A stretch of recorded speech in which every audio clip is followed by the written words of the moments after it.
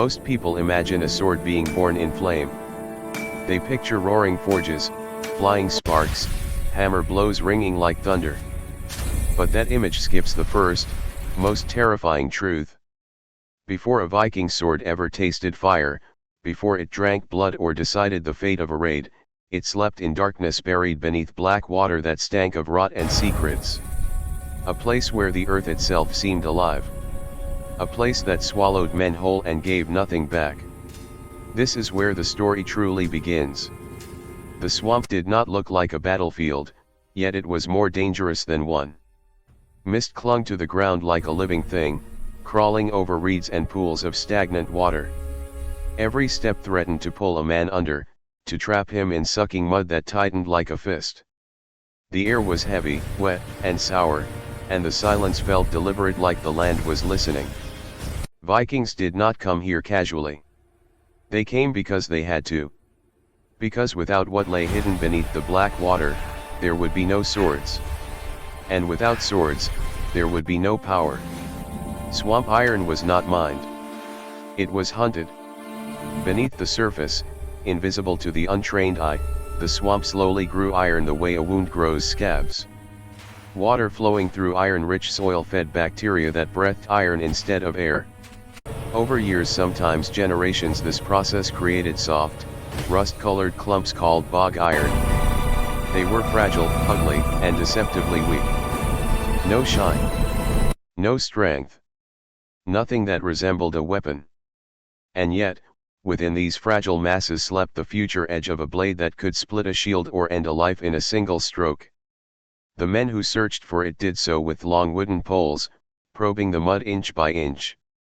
One wrong step could mean death. The swamp did not forgive mistakes. When a pole struck something solid, the man froze. He listened. Not to sound but to instinct. Because sometimes the swamp lied. Sometimes what felt solid was only thicker mud, waiting to swallow weight. Only when the resistance felt right, dense, gritty, wrong, did they dig. Hands plunged into freezing water. Fingers scraped against stones, roots, and things best left unnamed. The mud stained skin red and black, biting into cracks and cuts. And then, slowly, a lump would come free. Bog iron. Heavy for its size. Lifeless to the eye. Worth everything. But this was not victory. It was only permission to continue. The swamp iron had to be gathered in silence. Too much noise carried. Too much disturbance angered the land. Vikings believed places like this were watched by spirits, by old gods, by something older than names. Offerings were sometimes left behind. A broken tool. Food. Blood. Not because they were weak but because they respected power when they felt it breathing around them. When the iron was finally hauled from the swamp, it looked like failure. Crumbly. Rusted. Unfit even for a nail. An outsider would have laughed. A Roman smith would have rejected it instantly. But Viking smiths saw something else. They saw potential. They saw a challenge. And challenges were how legends were made. The journey from swamp to forge was just as dangerous. Wet iron had to be dried carefully. Too fast, and it cracked. Too slow, and it rotted back into the earth. Fires were built low and patient, not roaring. The iron was watched like a child near water. Every mistake carried a cost measured in weeks or months of lost effort. Then came the moment when truth could no longer be avoided. The first smelt. A bloomery furnace, small, crude by modern standards, was prepared with charcoal stacked high. Air was fed through bellows made of leather and bone. When the fire finally reached its peak, the swamp iron was fed into the heart of the furnace. This was not melting. This was transformation. The iron did not become liquid. Instead, it clumped together, sweating out impurities like poison from a wound. Slag dripped away, glowing and useless. What remained was a bloom, spongy, uneven, alive with heat. It was dragged from the furnace while still burning, still dangerous. This was the first moment the iron resisted being destroyed. The first sign it wanted to exist. Hammer blows fell fast and brutal. Not to shape but to purify. Each strike forced slag out. Each fold drove the iron closer together. Sparks flew like screaming insects into the dark. The smith did not stop. Could not stop. If the iron cooled too much, it would shatter. If he rushed, it would tear itself apart. The rhythm mattered. Breath mattered. Experience mattered more than strength. This was where most iron failed. Cracks formed. Weakness revealed itself. Some blooms simply fell apart under the hammer, exposing the lie beneath the rust. Those pieces were discarded without ceremony. Failure was expected. Swamp iron was unforgiving. Only the strongest survived. But when it worked, when the iron held, it became something rare. It became earned. The iron was folded again. And again. And again. Not for beauty. Not for pattern. For survival. Each fold aligned the metal's internal structure, making it tougher, harder, less likely to betray the hand that wielded it. This was slow work. Dangerous work. One mistake ruined everything. A crack unseen became a blade that snapped mid-strike. And a broken sword in battle meant death. This is where Viking swords began to separate from everything else in the world. Not because they were magically better, but because every step of their creation was a test, and only iron that passed every test was allowed to become a weapon. Hours turned into days. Days into weeks. The sword was not forged in one continuous effort. It rested. It waited. It was reheated, reshaped, corrected. The smith listened to it. The sound of the hammer told him when the iron was ready, when it was resisting, when it was close to failure. This was not craft alone. It was conversation. And beneath every strike was a single understanding: this blade would outlive him. Long after the swamp reclaimed the footprints of those who harvested the iron, long after the forge went cold, the sword would still exist, passed down, stolen, buried, or broken in battle. It would carry the memory of the swamp within it. The damp. The rot. The silence. The fear. And this was only the beginning. Because once the iron proved it could survive fire, hammer, and human hands, it faced its final trial, the moment it would be shaped not just into metal, but into death itself. That moment is coming.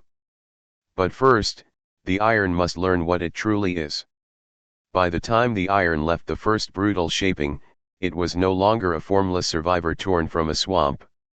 It had memory now. Every fold carried echoes of heat and violence. Every hammer strike had taught it where it was weak and where it could endure. But raw strength was not enough. A sword that was only hard would shatter. A sword that was only flexible would bend and die. To become deadly, the iron had to be taught balance. And balance, in the Viking world, was learned through risk. The smith began dividing the iron, breaking it down into smaller bars, each with its own character. Some pieces were harder, richer in carbon from the charcoal fire. Others were softer, tougher, more forgiving. Alone, none of them were worthy. Together, they might survive. This was not guesswork. The smith read the iron the way a hunter read tracks in snow. He listened to the pitch of the hammer's ring, watched how the metal moved under heat, felt resistance through his arms. The iron spoke, and he answered. The bars were stacked, twisted, and welded together in fire hot enough to erase seams. This was pattern welding, not for decoration, not for beauty, but for survival. By twisting and folding different types of iron together, the smith forced strength and flexibility into a single body. If a crack formed in one layer, another layer stopped it. If one section failed, the rest carried the load. It was redundancy born from paranoia, and paranoia kept men alive. Welding was the most dangerous step. The iron had to be hot enough to fuse, but not so hot that it burned itself hollow. The surface shimmered, throwing off sparks like tiny stars. Sand or crushed stone was thrown onto the glowing metal, melting instantly to protect it from the air. One missed heartbeat, one lapse in focus, and the layers would slip instead of bonding. The blade would look solid until the day it split open in combat. Again and again, the smith reheated the iron. Again and again, the hammer fell. The twisting bars were flattened, cut, rest-acked, and welded once more. Each cycle tightened the structure, erasing weakness, compressing strength into something dense and unforgiving. The iron resisted, screaming softly as it was forced into obedience. This was not creation. This was domination. As the blade lengthened, it began to resemble something recognizable. A spine formed. Edges were hinted at but not sharpened. The sword was still unfinished, still unsafe to trust. Vikings understood something most cultures feared: a weapon is most dangerous before it is complete. One slip, one careless grip, and the unfinished blade could maim its maker. Blood on the forge floor was common. Sometimes it was intentional. Some believed iron remembered sacrifice. When the shape was finally right, the blade faced its most terrifying moment. Hardening. Up until now, mistakes could be corrected. Cracks could be cut away. Layers could be reforged. But hardening was irreversible. The blade was heated until it glowed with an even, blinding light, no shadows, no cold spots. The smith watched the color like a priest watching a sign from the gods. Too cool, and the blade would remain soft. Too hot, and it would become brittle, doomed before it ever saw battle. Then, without hesitation, the blade was plunged into liquid. Water. Oil. Sometimes animal fat. The choice mattered. The sound mattered more. A scream of steam exploded into the air as the blade was quenched. The metal shrank violently, locking its internal structure into place. This was the moment the sword decided what it would be. Many did not survive it. A sharp crack meant failure. A warped blade meant shame. The smith stood motionless, waiting for the sound to finish, for the truth to reveal itself. If the blade emerged whole, it was not celebrated. Not yet. A hardened blade was strong but dangerously fragile. Left like this, it could snap like glass. So the smith reheated it gently, just enough to relax the iron without undoing its strength. This tempering step separated masters from amateurs. Too much heat erased the hardening. Too little left hidden fractures waiting to kill their owner. Slowly, patiently, the blade was brought back from the edge of self-destruction. Only now did sharpening begin. Stone met metal in long, deliberate strokes. The edge grew thinner, keener, more honest. This was not about shaving hair or cutting paper. A Viking sword was meant to bite into wood, bone, and iron without losing itself. The edge had to be cruel but disciplined. Every pass of the stone was measured. Every angle mattered. A poor edge ruined everything that came before it. As the final shape emerged, patterns appeared along the blade, faint lines twisting like smoke trapped under skin. These were not decorations added later. They were scars. Evidence of everything the iron had endured. To a Viking, these patterns meant trust. They meant the sword had a past before it ever saw battle. The blade was no longer iron from a swamp. It was a promise. But a sword was never just a blade. Without a hilt, it was unfinished. Without balance, it was useless. And without a name, it was nothing at all. Before this weapon could claim a place in legend, it had to be completed, bound to human hands, weighted for killing, and prepared for the moment it would finally be asked to choose between life and death. That moment was closer than anyone wanted to admit. The blade lay still, cooling in the dim light of the forge, but its creation was not yet complete. A sword without a hilt was a danger even to its owner, a naked edge with no loyalty. Vikings understood that the moment metal met flesh was not when a weapon was born. A sword was born when it learned who it belonged to. And that lesson was taught through balance, weight, and intention. The hilt was not decoration. It was control. Wood was selected carefully, often ash, birch, or oak, chosen not for beauty, but for how it absorbed shock. Bone or antler might reinforce it, binding organic life to dead metal. Leather, soaked and stretched tight, wrapped the grip and shrank as it dried, locking itself into the shape of the hand that would hold it. The sword was already learning its master's touch. The guard was fitted next, usually iron, sometimes bronze. Its purpose was simple: stop another blade from sliding down and cutting fingers from bone. But it also shifted balance. A fraction too heavy, and the sword became slow. Too light, and the blade felt eager, almost wild. The smith adjusted again and again, shaving, testing, holding the sword at different angles, feeling how it wanted to move. Balance was not measured. It was felt. Finally came the pommel. Small, dense, unforgiving. The counterweight that made the sword honest. With it, the blade no longer dragged forward uncontrollably. Without it, every strike would tire the arm, every parry would be late. When the pommel was secured, the sword stopped feeling like a piece of iron and started feeling like an extension of the body. This was the moment warriors waited for.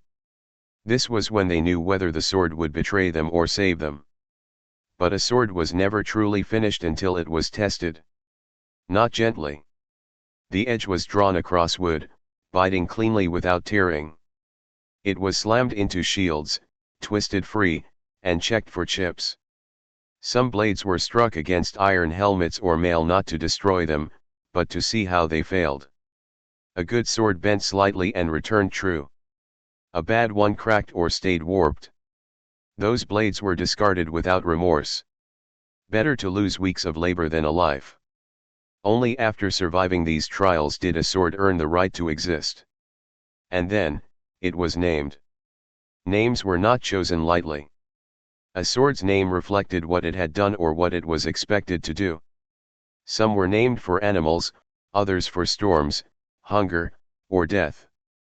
To name a sword was to admit belief that the weapon had a will, a fate intertwined with its owners.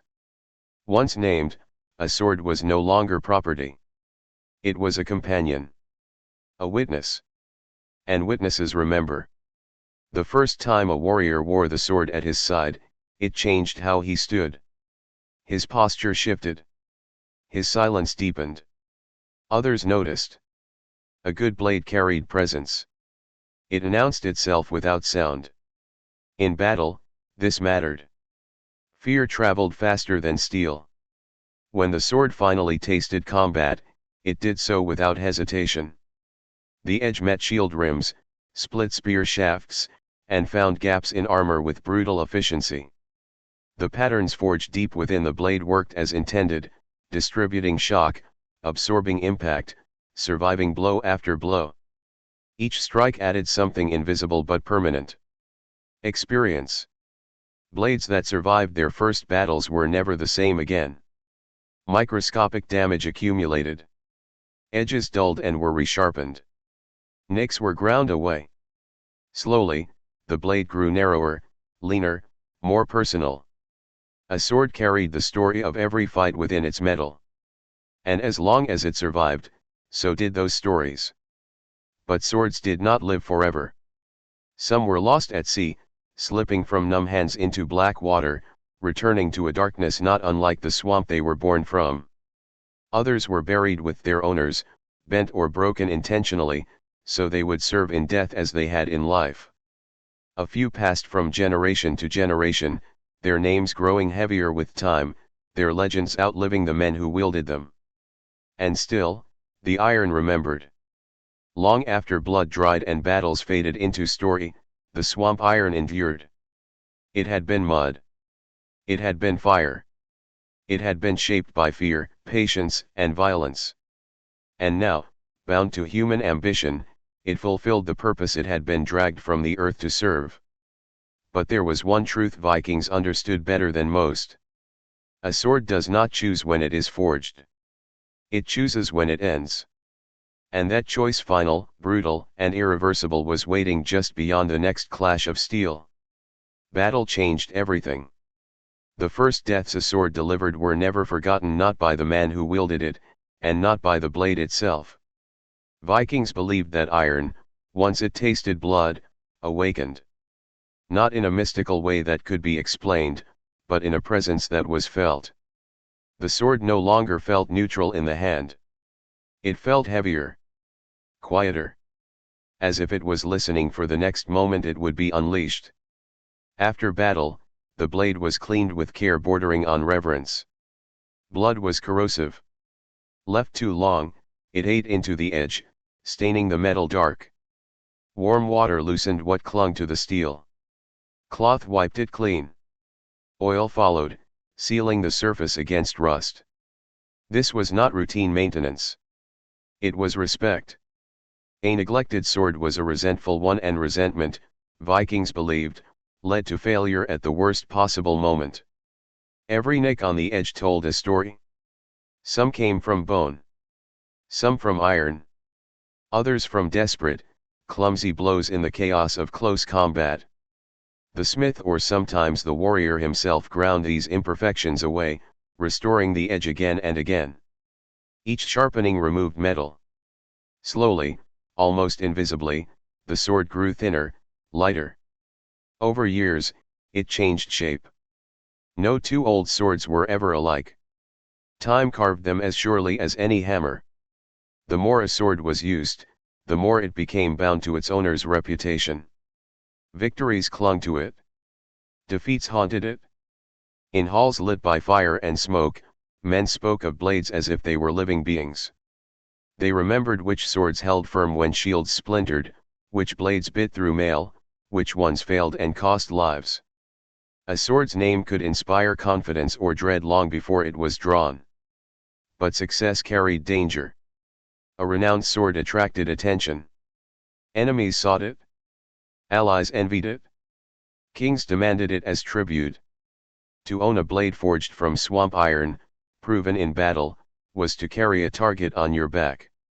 Many warriors died not because they were weak, but because others wanted what hung at their side.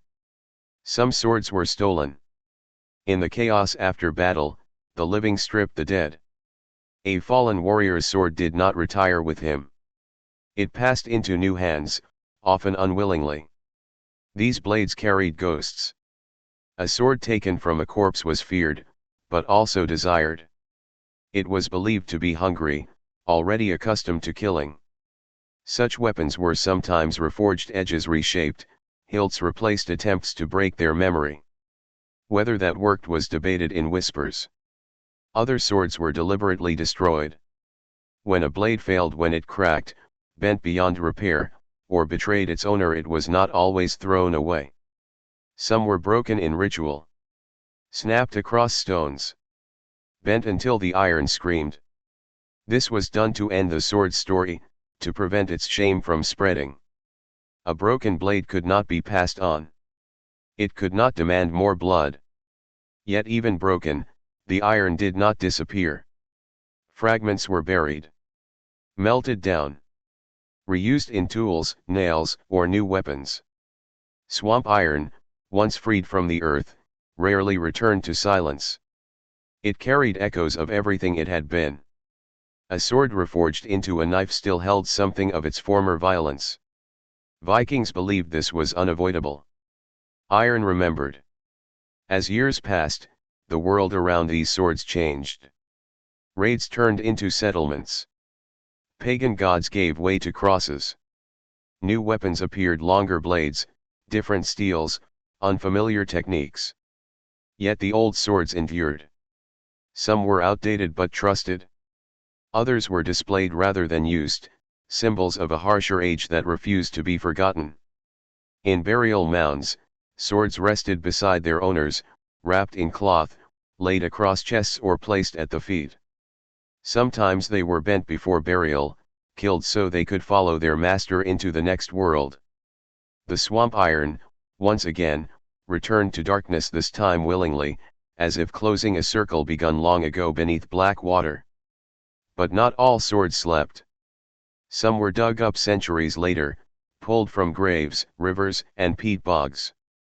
Perfectly preserved by the same wetlands that had given birth to their iron. Edges still sharp. Patterns still visible. Waiting. Waiting for someone to ask what they had been. And what they might become again. Because iron does not forget its purpose. And neither does history. Time passed, but it did not erase the swords. The world above the graves changed beyond recognition. Longhouses collapsed into soil. Battlefields softened into grass. Names that once made men tremble dissolved into dust. Yet beneath peat and mud, Viking swords endured, cradled by the same wetlands that had first given them life. The swamp, patient and protective, preserved what fire and blood had shaped. To the land, iron was not foreign. It was family.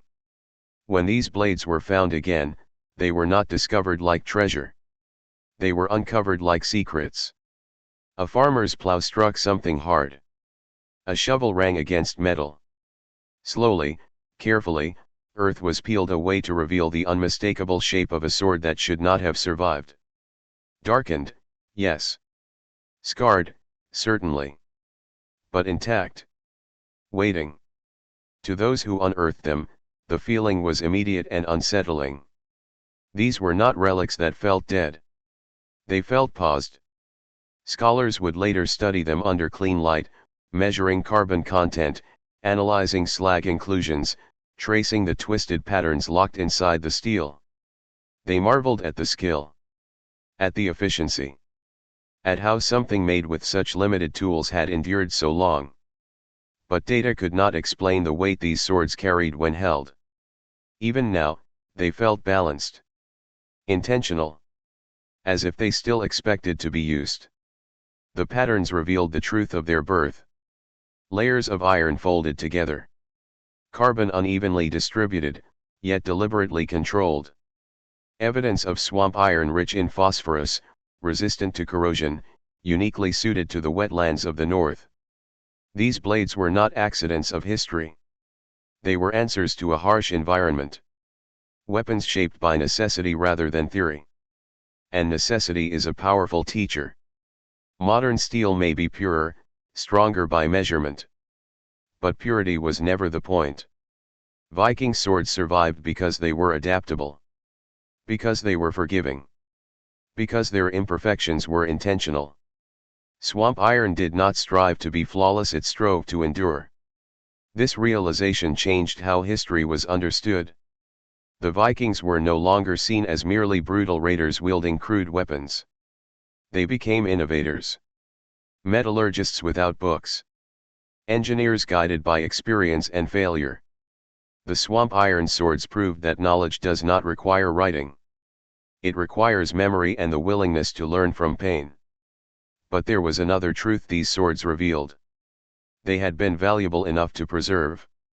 Many were found deliberately placed in bogs, lakes, and rivers.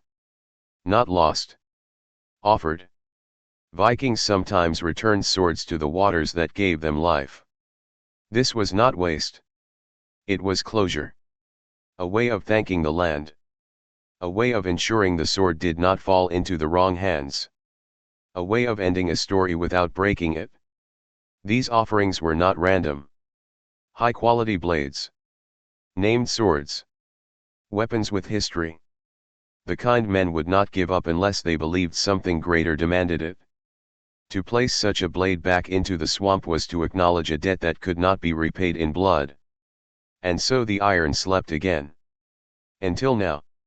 Today, replicas are forged using the same methods. Swamp iron is harvested once more. Bloomery furnaces are rebuilt. Smiths relearn the old rhythms, discovering just how unforgiving the process truly was. Many fail. Some succeed. And those who do speak of the same thing Vikings once understood: the iron fights back. It demands patience. It punishes arrogance. Even now, modern hands feel it. The swords that emerge are not perfect. They are honest. They bend before they break. They carry patterns not designed, but earned. Holding one feels different from holding modern steel. It feels older, heavier with meaning. As if time itself has been folded into the blade. These swords remind us of something uncomfortable. Technology does not always move forward in a straight line. Sometimes, knowledge is lost. Sometimes, survival teaches lessons that comfort never will. The Vikings did not forge swamp iron swords because they wanted to. They forged them because the land demanded it. And in doing so, they created weapons that still speak across centuries. Not with words, but with presence. And that presence raises one final question, one that refuses to stay buried. What happens when we remember something that was new to make ever meant to be forgotten?